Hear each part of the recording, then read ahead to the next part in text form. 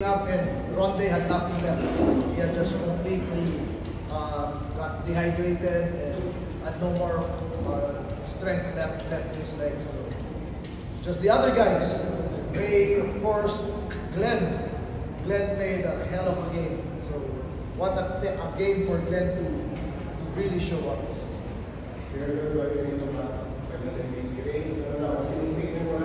Ayaw mo bitawan na. Ito na yung bago kong love life. Ano na?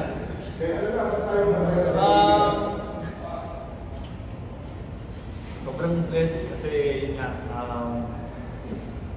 I've been in my career down and ups and downs. So talagang hindi rin pinagdaanan ko. Even itong conference na to, when Kuya Jason was younger, I knew it na talagang the pressure is on me talaga. So, grabe yung pinagdaanan ko doon. Talagang hindi ko alam kung paano ko ma-overcome yung ganong pressure. But then again, sinubukan ko i-embrace yung challenge na yun, yung pressure na yun. So, ito yung naging outcome.